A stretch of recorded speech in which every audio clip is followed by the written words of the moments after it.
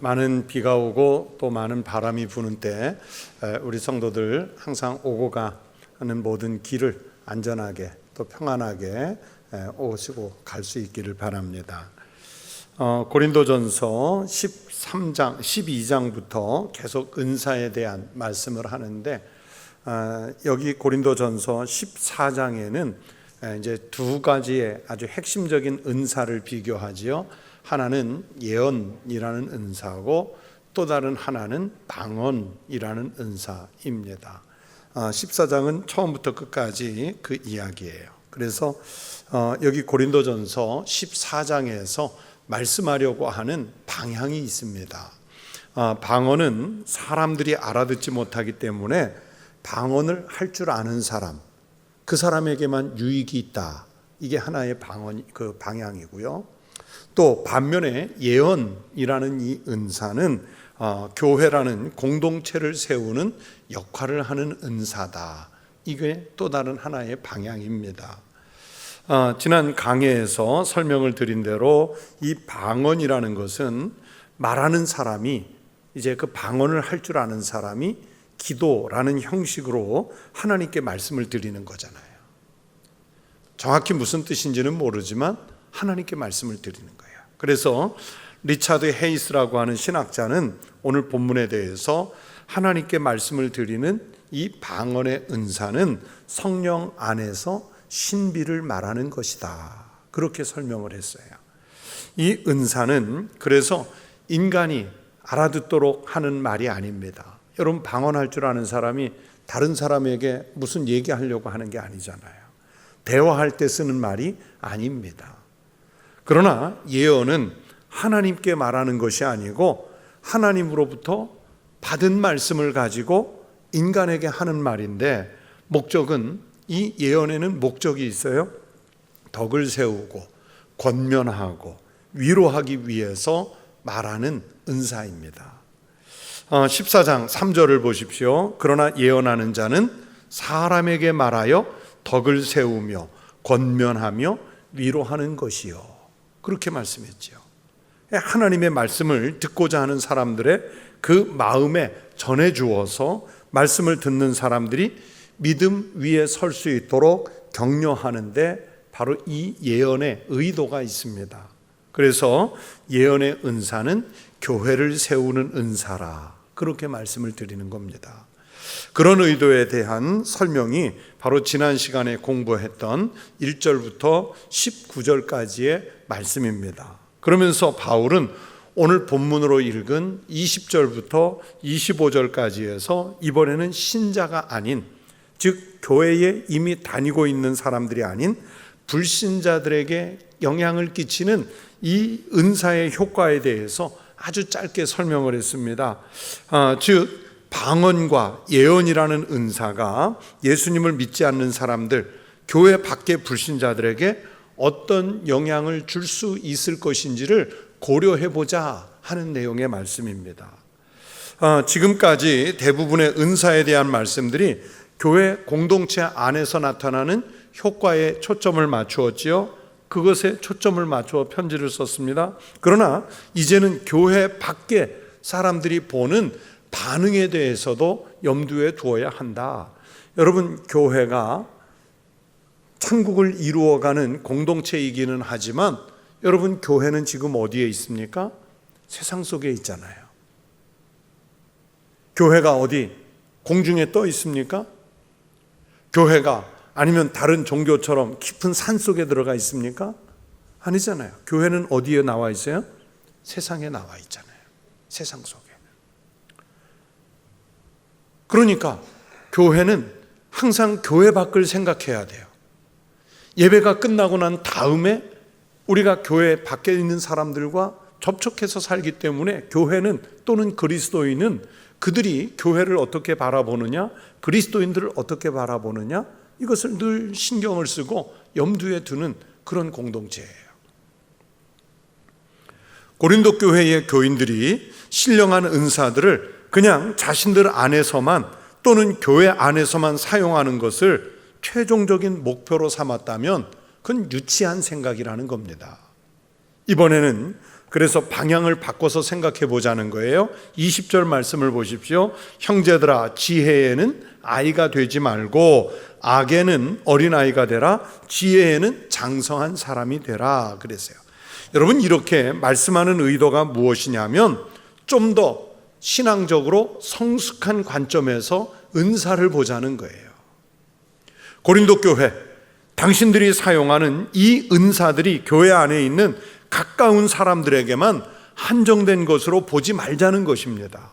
교회 교인들이 살아가는 세상, 그러니까 이 본문 속에서는 누구겠어요? 교회 밖에 고린도라는 그 도시의 시민들에게 교인들이 갖고 있는 이 은사가 어떤 영향을 미칠 수 있는지를 고려해 보자, 그런 뜻의 말씀이에요. 교회는 교인들만의 모임으로 끝나는 것이 아니라 교회 밖의 사람들에게 어떻게 비춰지느냐에 따라서 그 영향력이 달라질 수 있기 때문입니다. 그래서 23절에서 은사를 알지 못하는 자들과 믿지 않는 사람들의 반응에도 유의해야 한다고 말씀하죠. 그러므로 온 교회가 함께 모여 다 방언으로 말하면 어떻게 돼요? 알지 못하는 자들이나 믿지 아니하는 자들이 들어와서 너희를 미쳤다 하지 아니하겠느냐. 자, 제가 이런 장면을 조금 말씀을 드릴 테니까 제 말씀을 들으면서 마음속으로 한번 그림을 그려 보십시오. 영상을 떠올리셔도 돼요. 자, 우리 교회 교인들이 지금 본당에 모여서 기도회를 하는데, 통성으로 기도하는 시간에 여기에 참석한 여러분이 전체가 다 방언으로 기도하는 거예요. 막 그냥 샬라 샬라 할렐루야 할렐루야 막 하면서 뭐 니스맨끼리 네스맨끼리 하면서 막 기도를 하는 거예요. 근데 조금 예배에 늦은 성도 하나가 한 사람을 전도해가지고 저 예배당 문을 열고 이제 막 갓 들어와요. 그런데 딱 들어왔는데 교인들이 막 알 수 없는 소리를 내가면서 크게, 또 어떤 사람은 중얼중얼 하면서 이상한 말을 하고 있어요. 자, 그러면 이제 막 들어오는 그 불신자가 어떻게 생각할까요? 나는 불신자 아니니까 생각이 안 납니까? 어떻게 생각할까요?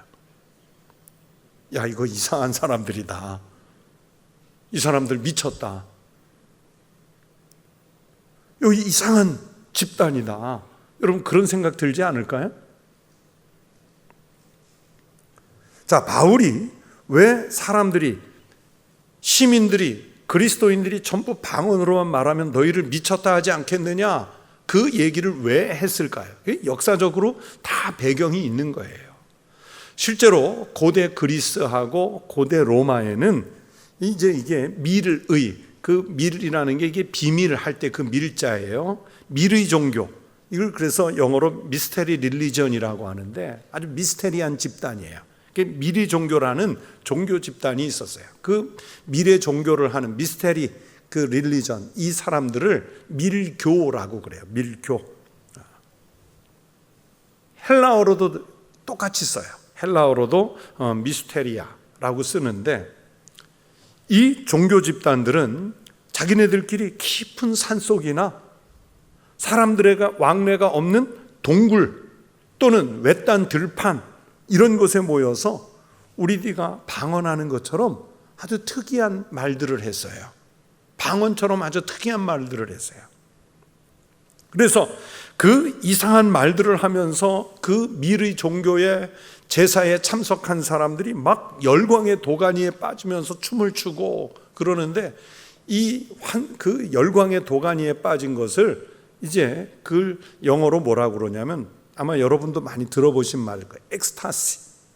엑스타시라고 해요. 황홀경 상태, 여기에 빠지는 거예요. 그 이상한 말을 하면서 춤을 추고 막 뛰는 상황을 통해서 그 엑스타시 상태, 황홀경 상태에 빠지는 거예요. 그런데 고대 그리스나 로마에서 사람들이 그 밀교에 빠진 사람들을 보니까 이거 사람들 미친 사람들이다. 이 사람들 미쳤다. 자꾸 사람들이 미쳤다 하니까 진짜는 미친 거예요? 안 미친 거예요? 안 미쳤어요. 정상적으로 보통 생활을 해요. 그러니까 그 미쳤다는 소리 듣기 싫어서 사람들의 왕래가 없는 들판으로 가든지 산중에 동굴로 가든지 아니면 깊은 산속으로 들어가서 자기들끼리 모이는 거예요. 그래서 비밀리에 모인다. 그래서 밀교. 그러면서도 뭔 일을 하는지를 모른다. 미스테리하다. 그래서 미스테리. 그런 말을 쓰는 거예요. 이런 그 이교도들의 밀교가 그리스와 로마에서는 아주 흔했어요. 그 중에서도 가장 대표적인 그 유명한 밀교가 디오니시우스를 섬기는 그 밀교 또는 키벨레라고 하는 그 신상을 섬기는 밀교가 있었어요. 그런데 만약에 교인들이 모여서 다 방언으로만 막 기도하고 있다면 이거 디오니시우스, 키벨레 이 밀교의 신자들과 비슷한 또 하나의 밀교 아니겠느냐? 우리 보통 시민들이 미쳤다고 말하는 그 밀교가 이 사람들이 아니겠느냐? 그렇게 오해를 받을 수가 있어요. 바울은 지금 고린도 교회 편지를 보내면서 바로 그런 반응을 염려하는 겁니다. 오늘 본문 23절에서 믿지 아니하는 자들이 들어와서 너희를 미쳤다 하지 아니하겠느냐? 말씀이 바로 그런 뜻이에요. 이 말씀을 영어 성경에서는 뭐라고 번역을 했냐면 당신들은 제정신이 아니요. 그렇게 번역을 했어요. 당신들은 제정신이 아니요. 그러니 정신을 차려서 기도하고 또 누가 들어와도 공감할 수 있는 공동체가 되어야 한다는 뜻으로 이렇게 번역을 한 거예요. 반면에 예언에 대해서도 생각해 보세요. 자, 이 장면도 다시 한번 떠올려 보십시오. 자, 아까 똑같은 그런 장면, 지금 예배를 드리고 있는데 제가 지금 설교를 하고 있잖아요. 아니면 제가 설교하고 있지 않거나 다른 성도가 나와서 내가 예수 믿고 어떤 은혜를 받았는지 어떤 변화가 있었는지 만약에 이 강단에서 간증을 하고 있어요. 그런데 예배에 조금 늦은 한 성도가 다른 불신자를 전도해가지고 저 예배당 문을 열고 들어와서 저기 앉았어요. 보니까 목사님이 말씀을 전해요. 아니면 다른 성도가 이 앞에서 간증을 하고 있어요. 그러면 뒤늦게 들어온 저 예수 안 믿는 교회를 다니지 않는 신자가 볼 때 어떤 마음일까요? 못 알아듣나요? 아, 교회 가면 당연히 말씀을 듣는 또는 설교를 듣는 성경의 이야기를 듣는 그런 거라고 생각해서 왔을 거 아니에요. 목사의 설교 또는 성도의 간증 이런 걸 들으면서 하나도 못 알아듣겠어. 미쳤나 봐. 그렇게 반응을 보이지 않겠지요. 아주 분명하고 맑은 정신으로 또렷한 언어로 하나님의 말씀을 전하는 것을 듣는 것을 보면 그러면 뒤늦게 왔지만 그들이 하나님의 말씀을 듣게 되고 그 이야기를 들으면서 자기들이 알아서 판단할 수 있는 기회를 얻게 된다는 겁니다. 그 말씀이 바로 24절 말씀이에요. 그러나 다 예언을 하면 믿지 아니하는 자들이나 알지 못하는 자들이 들어와서 모든 사람에게 책망을 들으며 모든 사람에게 판단을 받고 그리고 25절에서 교회에서 예언을 들으면 불신자들이 어떤 일이 생길 수도 있다는 것을 말씀합니다. 무슨 일이냐면 그 마음에 숨은 일들이 드러나므로 즉 마음에 숨은 일들이 드러난답니다.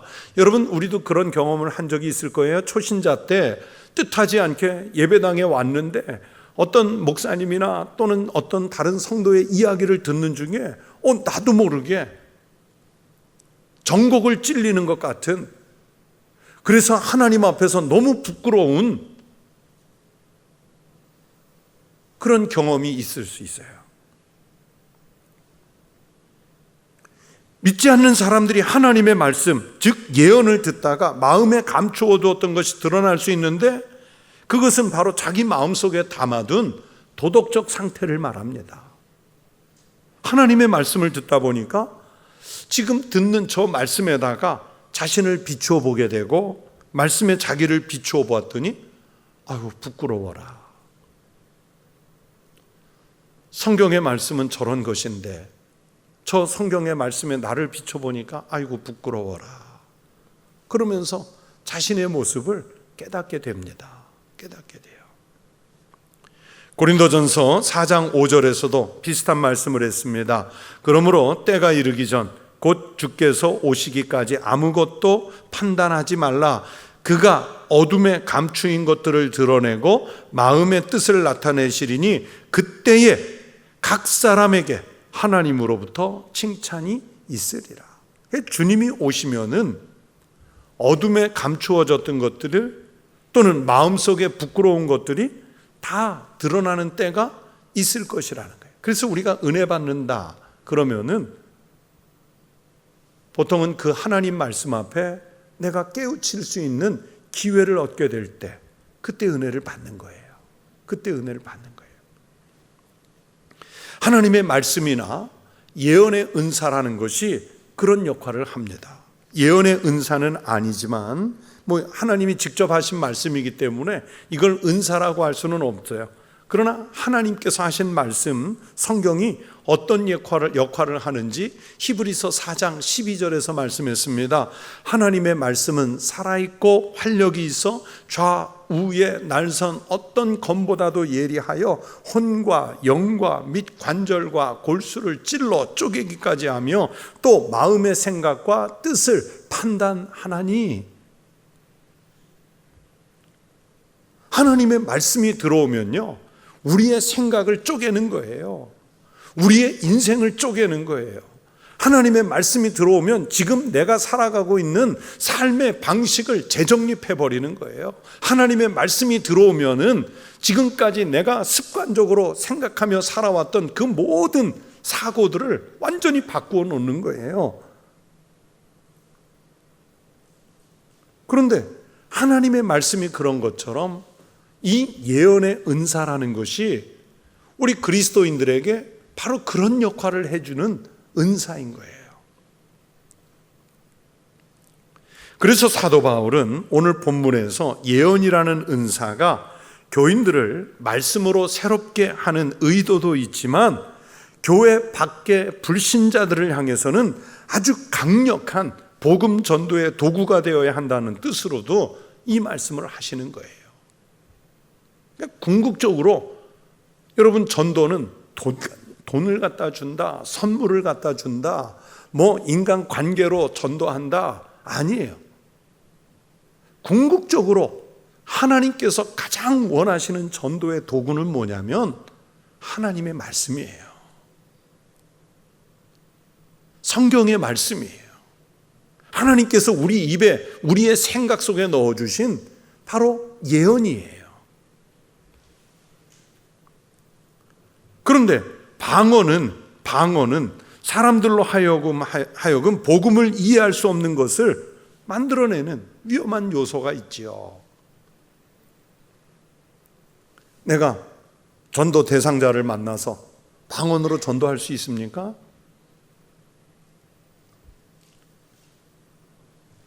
교인들이 방언의 은사만 최고로 여기고 그래서 그것만 사용하겠다고 하면 오히려 이 방언 때문에 복음 전도에 장애물이 될 수 있다 하는 것을 지금 바울이 오늘 이 본문에서 말씀하는 거예요. 그래서 성도 여러분, 성숙한 교인은 은사를 잘 구분해서 사용할 줄 알아야 돼요. 은사를 잘 구분해서 사용할 줄 알아야 돼요. 그 바울이 어떻게 구분해서 사용하라고 정리해 줍니까? 22절 말씀을 보세요. 그러므로 방언은 믿는 자들을 위하지 아니하고 믿지 아니하는 자들을 위하는 표적이나 예언은 믿지 아니하는 자들을 위하지 않고 믿는 자들을 위함이라.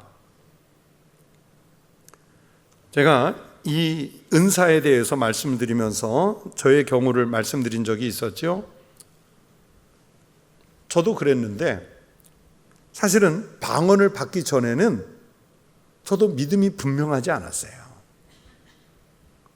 그냥 말 그대로 서너 살 아기 때부터 그냥 교회를 다니다 보니까 그냥 교회가 좋아서 다녔고요. 또 오래 다니다 보니까 습관처럼 다녔고요.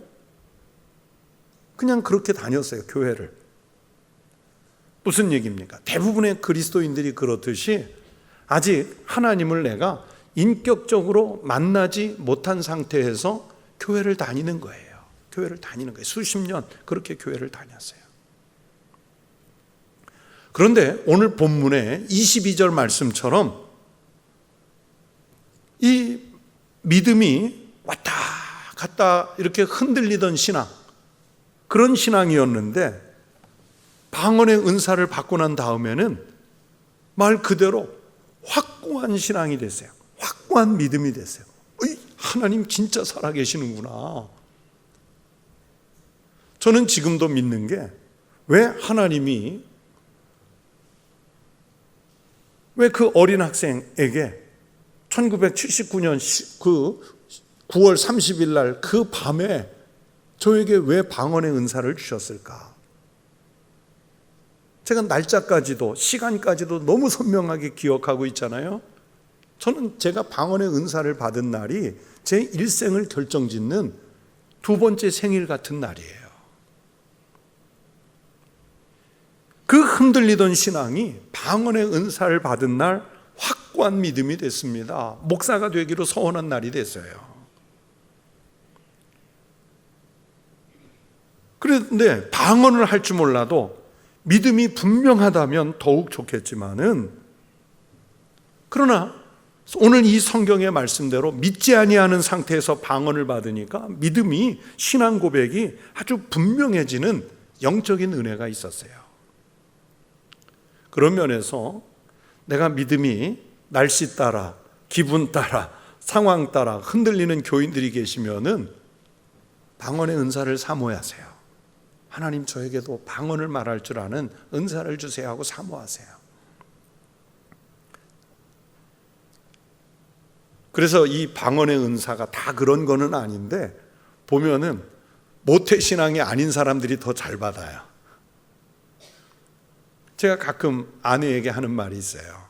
제일 부러운 게 뭐냐면, 그 조상 때부터 2대, 3대, 4대, 5대 이 믿어온 사람들이 뜨거운 것 같지는 않은데 흔들리지 않는 믿음을 갖고 있는 사람들이 있어요. 그게 부러워요. 벌써 4대, 5대 그 믿음을 지켜오는 그 모태신앙의 믿음이 부러울 때가 있어요.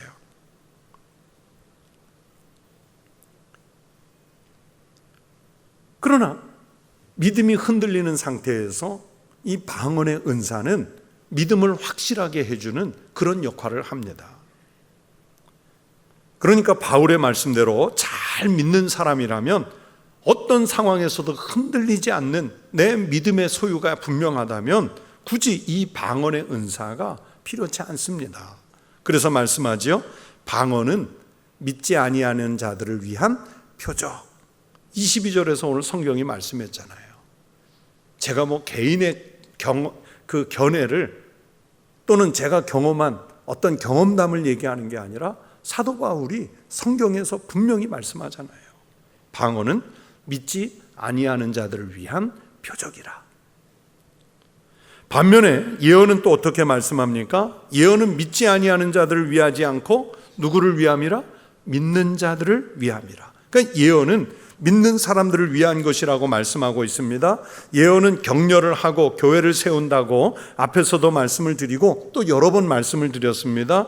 예언의 말씀을 받은 후에 믿음을 갖게 된 사람들이 이 말씀들을 되새기면서 신앙생활을 하게 될 것이고, 또 이미 믿는 사람들도 이 말씀들이 내게 주시는 의미가 무엇인가를 생각하면서 성도의 삶을 살아가게 만드는 그 역할을 하는 것이 예언의 은사예요.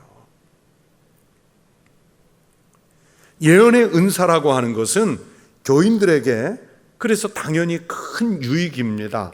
앞에 3절 말씀을 보세요. 그러나 예언하는 자는 사람에게 말하여 덕을 세우며 권면하며 위로하는 것이요. 이 말씀대로 예언의 은사는 교회 안에 큰 유익이 됩니다. 그런데 여기서 한 걸음 더 나아가서 불신자들이 하나님의 말씀을 듣게 되면 이 말씀을 듣고 책망을 깨닫게 되거나 아니면 부딪히는 삶의 문제들에 대해서 그리스도를 따르는 사람들이 예수를 믿는 사람들은 무슨 기준으로 사나, 이것을 깨달을 수 있게 해주는 은사가 하나님의 말씀을 풀어쓰는 예언이에요. 그래서 은혜가 통하게 되면 자기들 마음속에 죄를 발견하게 되고 회개에 이르게 하고 또 하나님의 실존을 인정하면서 경배하게 만드는 그런 통로 역할 같은 것이 바로 예언의 은사예요. 그래서 예언은 믿는 자들을 위함이라. 이 믿는 자들은 하나님의 말씀을 받아들이는 사람들을 위함이라. 이렇게 설명할 수도 있어요. 예언은 바로 그렇게 하는 능력이 있습니다. 이렇게 예언의 말씀을 들은 사람들이 신앙을 갖게 되고 교회에 들어올 수 있게 된다면 이 자체가 교회에 얼마나 큰 덕이 되겠습니까? 그렇게 교회에 덕을 세우는 것이 예언이라는 은사라 오늘 본문이 말씀하는 거예요.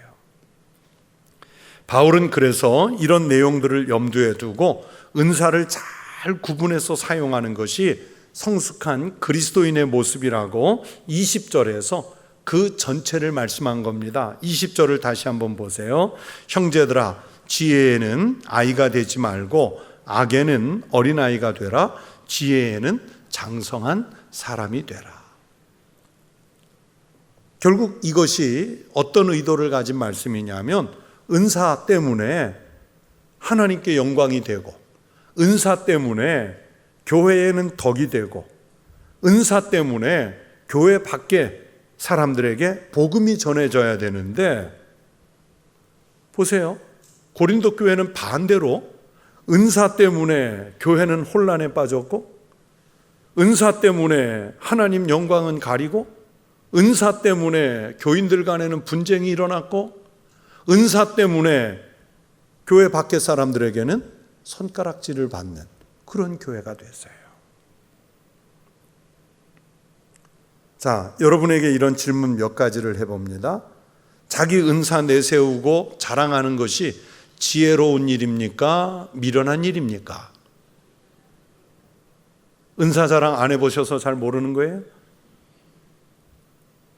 자, 교인들 각자가 자기들 때문에 교회가 흔들리고 분파가 만들어졌다면 여러분 그것이 선한 일일까요? 그것이 악한 일일까요? 악한 일이죠. 자, 은사 때문에 교회가 분열이 되고 있다면 성숙하지 못한 아이의 모습입니까? 장성한 어른의 모습일까요? 아이의 모습이죠.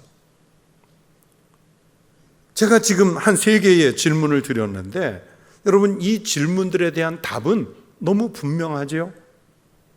그래서 바울은 은사 문제 때문에 교인들아 제발 어린아이들처럼 호들갑 떨지 말고 성숙한 그리스도인으로서 장성한 모습을 나타내라고 아주 강력하게 은사를 이야기하는 중간에 이 말씀을 하는 거예요. 형제들아, 지혜에는 아이가 되지 말고 악에는 어린아이가 되라. 지혜에는 뭐가 되어야 되느냐? 장성한 어른이 되라. 오늘의 이 본문의 은사 사용 문제를 두고 생각해 봅니다. 여러분, 방언이 좋은 은사입니까? 나쁜 은사입니까? 당연히 좋은 은사죠. 누가 주신 은사예요? 하나님이.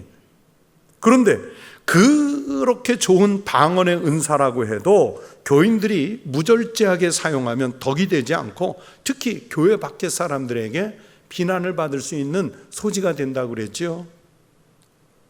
그리고 자기하고 다른 은사를 가졌다고 다른 사람의 은사를 하찮게 여기고 다른 사람이 가진 은사를 비방한다면 여러분 자기가 가진 은사가 아무리 크다고 한들 그게 무슨 소용이 있겠어요? 왜 입을 열어 비방을 합니까? 여러분 고린도 교회가 왜 어려움에 처했냐면 별일 아니잖아요. 이 사람은 방언 은사, 이 사람은 지혜 은사, 이 사람은 예언의 은사. 각자 은사 받은 게 무슨 큰일이겠어요. 별일도 아닌 것을 은사를 받았으면 그냥 하나님 이런 은사 주셔서 감사합니다 그러면서 사용했으면 될 것을 오히려 은사를 가지고 차별하고 은사를 받은 내용을 가지고 사람들을 비난하는 일들이 벌어졌기 때문입니다. 여러분 잘 들어보십시오. 사람이 자기 속에서 생각나는 것을 어떻게 다 말로 합니까? 여러분 집에 가서 부부 사이라고 그래도 마음에 생각나는 거, 떠오르는 단어 다 생각을 말로 하십니까? 그렇게 용감하세요? 여러분 말로 다 하면 안 되는 거예요. 마음속에 떠오르는 생각을 말로 다 하면 안 되는 거예요. 그 말 한마디에 사람이 살 수도 있고 사람이 죽을 수도 있잖아요. 그 말하는 사람이 사용하는 언어에 그 사람의 인격이 들어있어요. 할 수 있는 말이라고 다 하면 안 되고 함부로 하면 안 돼요. 그런데 이 고린도 교인들은 하나님으로부터 선한 은사를 받았는데 그 선한 은사를 적절히 사용하지 않고 천박하게 말로 꺼내버렸어요. 아주 고귀한 말을 쓴 것이 아니라 천박하게 말을 꺼내버렸어요. 자기네가 지금 이런 은사를 행할 수 있는 능력을 하나님의 은혜가 아니라 자기네들의 은덕으로 알았고 공덕으로 알았고 그러면서 자기 은사만이 자기가 조금 우위에 선 것 같은 그런 최고라고 하는 잘못된 교만이 은사를 아주 천한 것으로 만들어버렸고 하나님의 영광을 드러내야 할 우리의 언어와 우리의 입술이 천박하게 됐고 그러면서 교회는 교회대로 분란에 빠졌고 시민들에게는 손가락질 받는 공동체가 돼버리고 말았어요. 여러분 고린도 교회의 이런 상황을 보면서 오늘 우리의 현대 교회에도 적용을 해봅니다. 여러분 이런 내용이 비단 방언뿐이겠습니까? 그리스도인들이 어떤 행동 하나를 할 때도 무절제하면요 또는 자기 생각을 다 말해버리면 믿지 않는 사람들에게 아니 같이 교회 안에서 믿는 사람들에게조차도요 복음에 대해서 나쁜 인상을 줄 수 있어요. 그래서 그리스도인은요 예수를 믿는다는 이유, 우리 속에 하나님의 말씀을 품었다는 이유, 성령의 은혜가 우리 속에 들어와 계시다는 그 이유 하나 때문에 정말 조심조심해야 돼요. 조심조심해야 돼요. 아무리 옳고 좋은 것 같아도 야 이것 때문에 덕이 되지 않겠다 그러면 절제할 수 있어야 돼요. 만약에 그렇지 못하면 교회 안의 사람이나 또는 교회 밖의 사람들에게 좋은 것 가지고 악한 영향을 끼칠 수도 있습니다. 여러분 전도해서 기껏 교회 데려다 놓고 더 나쁜 교인을 만들 수 있다는 것을 누가 말씀하셨어요? 누가 말씀하셨습니까? 박재필 목사님이 얘기했습니까? 예수님이 말씀하셨어요. 경고하셨어요. 화 있을진저 외식하는 서기관들과 바리새인들이여 너희는 교인 한 사람을 얻기 위하여 바다와 육지를 두루 다니다가 생기면 너희보다 배나 더 지옥 자식이 되게 하는도다. 여러분 전도는 왜 합니까? 전도 왜 하세요? 연말에 전도상 받으려고? 그거 아니잖아요. 예수님을 믿고 구원을 받아서 저 사람 하나님 자녀로 만들어보자. 그래서 우리가 전도하는 것이죠. 그런데 내가 그리스도인으로서 본이 되지 않는 행동을 하거나 또는 상처를 주거나 무절제한 모습을 보인 것 때문에 기껏 전도에다 놓는 데는 성공했는데 내가 데려다 놓은 전도에다 놓은 그 사람이 더 악한 지옥 자식이 된다면 나중에 하나님 앞에서 여러분 그 책임을 어떻게 감당하시겠어요? 그런데 고린도 교회에서 보이는 것처럼 지금도 교회 안에서 이런 일들이 비일비재하게 일어나고 있습니다. 전도 쉽지 않잖아요. 전도가 얼마나 어려워요. 예수님께서 말씀하시는 대로 한 사람 영혼 구하려고 선교사를 보내서 이 바다도 저 바다도 가게 하고 저 국경도 넘어가게 하고, 또 전도하려고 우리가 정말 마음속에 간이라도 내어줄 듯이 기껏 막 힘을 써서 해다 놨는데, 교회가 막 사분오열되어 있는, 그리고 그리스도인이 하나도 덕스럽지 않은 그런 모습을 본받게 해가지고 너희보다 배나 더 악한 교인을 만들었도다. 예수님 말씀처럼 예수 안 믿었으면 차라리 세상에서 그나마 착한 사람으로 살 건데 전도에다 교회 갖다 앉혀놓고서 더 악한 사람 만들 수도 있다는 얘기예요. 여러분, 무섭습니까? 아니면 그냥 편하게 들을 수 있는 얘기입니까? 그리스도인이 얼마나 조심해야 되는지 예수님께서 하시는 말씀이에요. 즉, 여러분, 우리는 하나님만 내 모습을 지켜보시는 것이 아니라 누가 지켜봐요? 내 옆에 다른 교인이 지켜보고요, 교회 밖에 믿음 없는 사람들이 예수 믿는 사람 어떻게 사나 보자 하고 지켜보는 거예요. 우리는 그 시선을 느끼면서 살아야 돼요. 여러분, 그렇다고 해서 그 시선을 느끼는 것 때문에 뭐 위축되고 주눅돼서 살자, 그런 뜻이 아니라 당당하게 신앙적인 삶, 그래서 모두에게 은혜가 되고 덕이 되는 삶을 살자. 사도 바울은 오늘 본문을 통해서 그 말씀을 하려고 하는 거예요. 그래서 지혜에는 장성한 사람이 된다는 것은 신앙적인 면에서 어떤 자리에서나 그리스도의 은혜를 끼치고 빛을 드러내는 행동으로 살아가는 것을 말합니다. 나의 신앙적인 삶 때문에 하나님께 영광이 되고 모든 이들에게 덕을 끼치는 삶을 살아내는 우리 성도들 되시기를 축원합니다. 그리고 이 은사의 사용에 대해서도 분명한 인식이 있어야 됩니다. 여러분이 주님으로부터 받은 성령의 은사는 무엇입니까? 생각해 보세요. 내가 주님으로부터 어떤 성령의 은사를 받으셨습니까? 그리고 하나님께서 교회를 통해 여러분에게 맡기신 직분은 또 무엇입니까? 은사가 다양하죠. 방언의 은사, 신유의 은사, 예언의 은사, 말씀을 잘 가르치는 교사의 은사, 전도하는 은사, 또 성경은요, 손님을 대접하는 것도 은사라고 그랬어요. 찬양을 잘하는 은사, 기도에 능력 있는 은사, 일일이 거명할 수 없는 다양한 은사들을 하나님께서 여러분 각자의 형편에 맞게, 성격에 맞게 내려주신 줄로 믿습니다. 어떤 사람은 하나의 은사만 받았을 것이고, 또 어떤 사람은 2개, 3개의 은사를 받은 분도 분명히 계실 거예요. 그러면 내가 가진 은사만 최고라고 여겨서 다른 사람이 가지고 있는 은사를 절대 무시해서는 안 됩니다. 또 내가 가진 은사를 하찮게 여겨서 다른 사람이 가진 그 은사를 부러워하면서 하나님이 내게 주신 은사를 소홀히 해서 사용하지 않고 묵혀두는 것도 안 됩니다.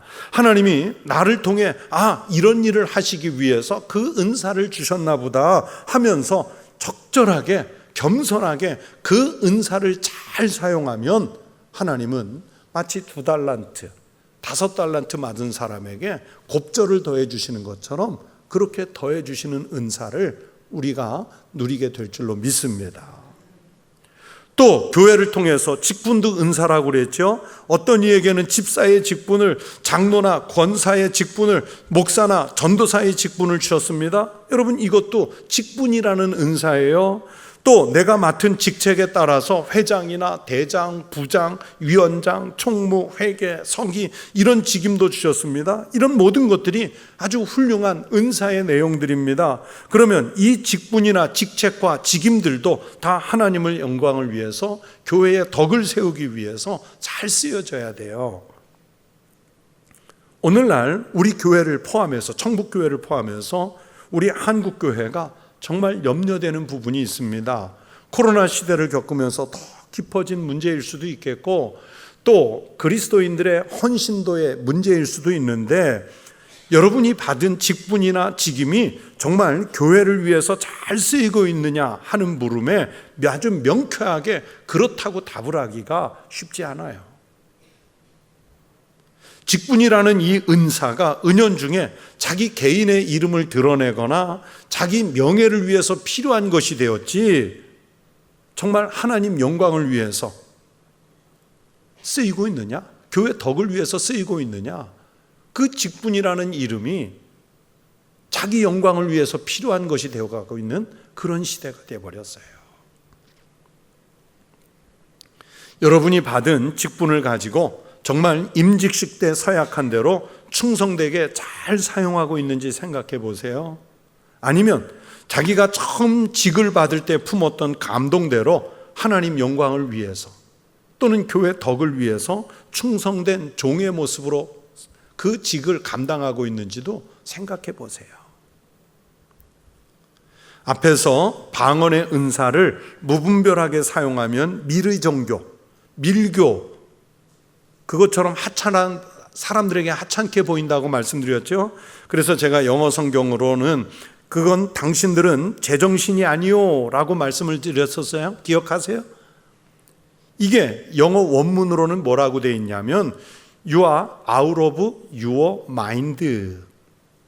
out of mind라는 말이 있죠. 마음 밖. 방언의 은사를 제대로 사용하지 못하면 마음 밖으로 벗어난 것이 되는 거예요. 그러니까 우리식대로 말하면 하나님이 방언의 은사를 주신 의미가 있는데 소위 잿밥의 마음이 뺏겨가지고 그 잿밥에 몰두하느라고 의도를 잊어버리는 거예요. 그 의도가 뭐예요? 방언의 은사를 가지고 하나님 영광을 위해서 또 영적인 기도를 위해서 잘 사용하라 하는 뜻에서 이 말씀을 주셨는데 You are out of mind. 마음 밖으로 벗어나 버려버렸어요. 직분도 마찬가지지요. 하나님은 성령님을 통해서 우리에게 은사를 주시고 직분을 주시고 직임을 주신 줄로 믿습니다. 그렇기 때문에 그것 때문에 우쭐할 필요가 없어요. 그냥 겸손하게 잘 사용해서 하나님께만 영광을 돌리고 교회는 덕을 세우는 아름다운 은혜로 나타날 수 있기를 축원합니다. 그렇게 해서 오늘 성경의 말씀대로 여러분의 신앙이 지혜에는 장성한 사람이 되고 그것 때문에 우리 교회를 통해서는 큰 덕이 나타날 수 있기를, 그렇게 주님의 도구로 쓰임받을 수 있게 되시기를 주의 이름으로 축원합니다. 기도하겠습니다. 하나님 아버지 감사합니다. 우리에게 다양한 은사를 주시고 또 우리에게 교회를 통해서 다양한 직분을 주셔서 감사합니다. 결코 높임을 받기 위한 은사도 아니고 직분도 아니라 하나님 영광을 위해 교회와 세상을 섬기기 위해 은사도 주시고 또 직분도 주신 줄로 믿고 잘 감당하는 종들이 되게 하여 주시옵소서. 또 이 시간 주님께 귀한 예물을 바쳤습니다. 11조의 예물과 감사의 예물, 선교의 예물들을 각각 서원한 대로 주님께 드렸으니 받아 주시옵소서. 그리고 이 예물이 쓰이는 곳에서 거룩한 하나님의 영광 나타나게 해 주시옵소서. 예수님 이름으로 감사하며 기도드리옵나이다. 아멘.